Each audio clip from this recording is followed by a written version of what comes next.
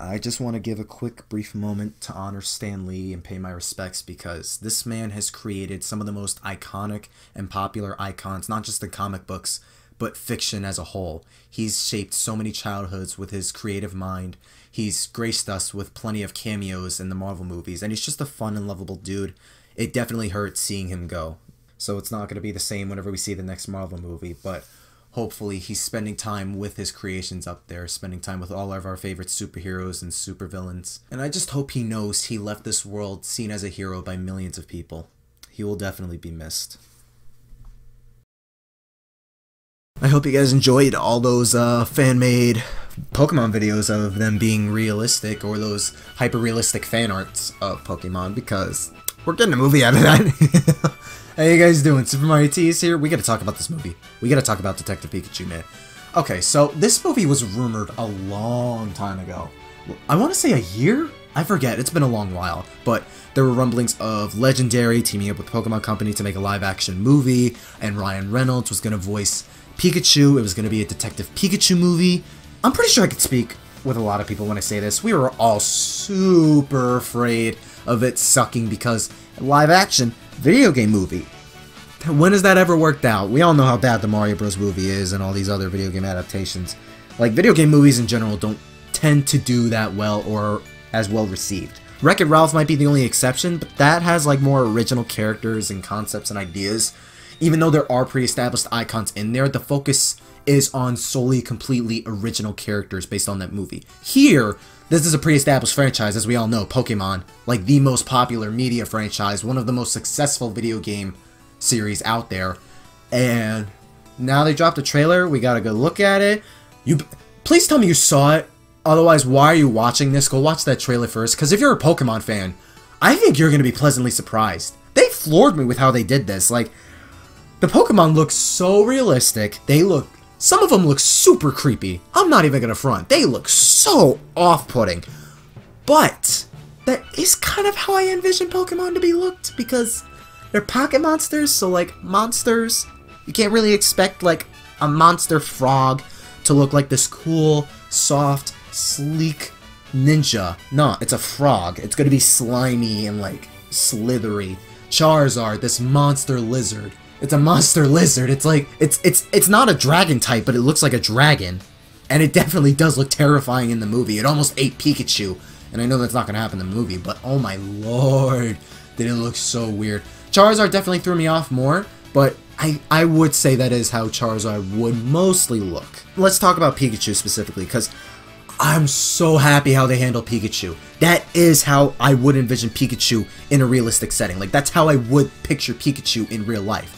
Like, I'm so glad they didn't go for, like, those typical mouse stereotypes. Like, it looks like you ripped Pikachu out of the TV screen or out of your game and put him in the real world. Like, he's so detailed and furry. Its eyes, it reminds me of a dog's eyes. Or like a bunny, actually. Yeah, actually, it looks more like a bunny than a mouse. But Pikachu looks so good. Ryan Reynolds did a great job voicing Pikachu in this trailer. Probably did a great job in the movie, too. If you guys seen Deadpool, you know Ryan Reynolds tends to voice, like, witty, smart alecky characters, and Detective Pikachu kind of is that, especially if we're going off the Detective Pikachu game on the 3DS, and I had a fun time seeing how many jokes and lines he was throwing out, because I was laughing during this trailer. This trailer actually had some funny moments.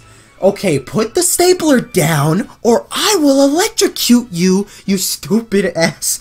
But, well, he didn't say that, but oh my lord.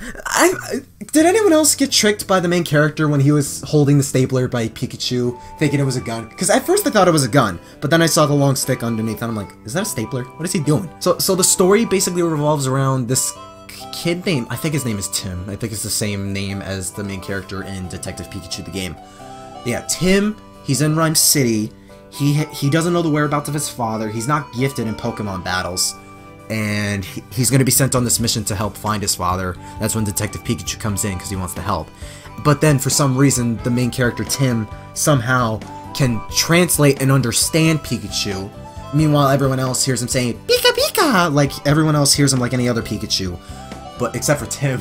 and he's just thrown off by it, and like that whole delivery is so funny. And then Pikachu, like, he tries to like tell people how he can understand Pikachu, but then the lady hears him as like Pika Pika, and Ryan Reynolds is like, oh, you're adorable too. They don't understand me at all, kid.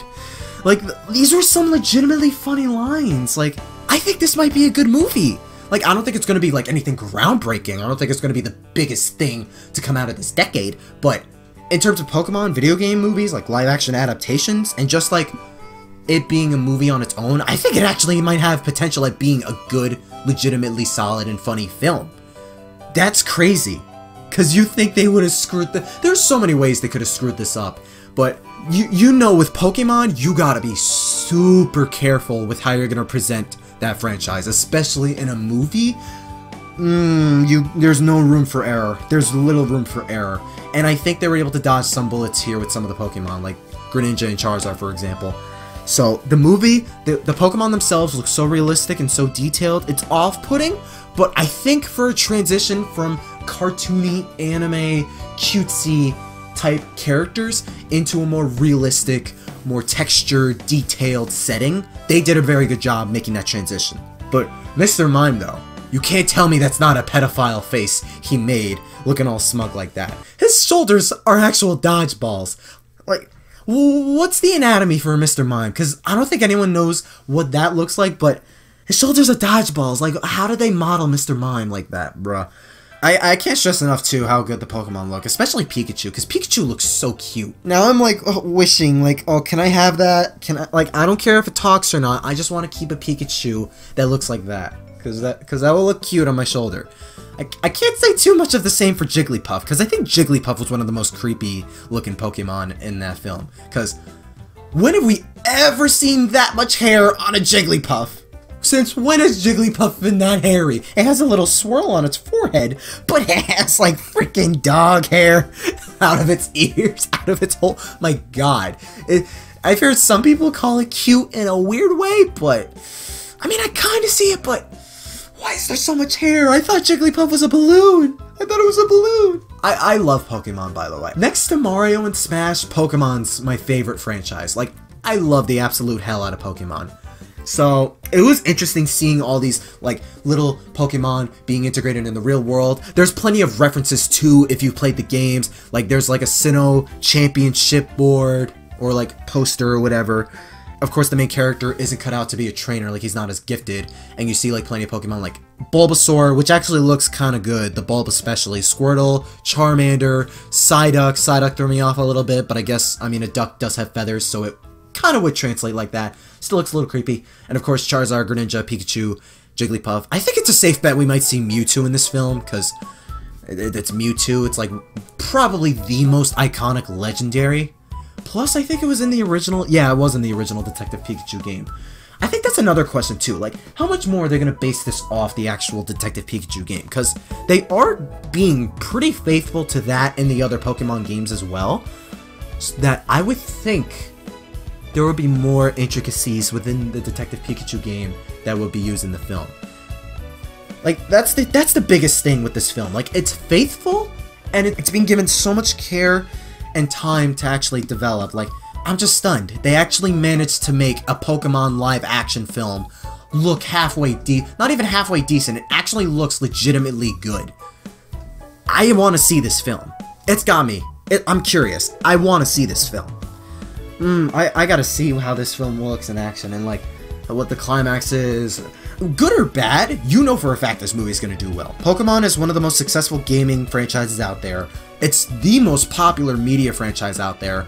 Pokemon Go, the actual Pokemon games, like, it's garnered so many fans since its birth. And now with this film, and it apparently possibly being a good film, it might do super good in the box office. It might be the most highest grossing video game adaptation film, or maybe even just the highest grossing video game based film. I say based because Wreck-It Ralph, again, based off original characters, but I am actually excited for Detective Pikachu, and it gives me a tiny bit of hope for the Sonic movie. I know it's going to be bad, but it at least shows there could be a chance they could do the Sonic movie justice. I'm at least more hopeful for the Mario movie, because if they're putting this much care into the Pokemon movie, I'm pretty sure Miyamoto wants to be super careful with Mario, and that's a fully animated one, so you know that one's gonna look... Well, actually, that's iffy, because Illumination's collaborating with them, but Miyamoto, I'm pretty sure Miyamoto's gonna be careful with how he's gonna want Mario and his characters portrayed in a Mario movie. But I think Pokemon Company is doing justice with this film so far, as well as Legendary. Let me know in the comments, do you think this is a good trailer? Do you think this movie has potential at being a good Pokemon movie? A good live-action Pokemon movie at that? Because I think the potential's there. It's funny, it looks interesting enough, it's hyper-realistically creepy, but hyper-realistically interesting. Some of the Pokemon look cute. Like, visually, it looks generally pleasing, but it is funny, and I think the premise, it's simple, but I think it could be effective. We could be looking at like a very solid movie here. I think it's possible. I'm probably going to review this movie when it comes out next year. Next year's actually going to be a pretty big year for movies, between Toy Story 4 and Detective Pikachu. Funnily enough, the Detective Pikachu trailer actually hit #1 on trending on YouTube. That's how big of an impact this thing has right now. And after the Toy Story 4 trailer dropped, and then this one, everyone just started talking about Detective Pikachu more. Most likely because there was a lot more to draw from that than the Toy Story reveal. But between both those movies, next year is going to be huge for animated films. Thank you for watching and listening, and stay tuned for more things Detective Pikachu, Pokemon, and other things gaming related. Especially Smash! Stay super.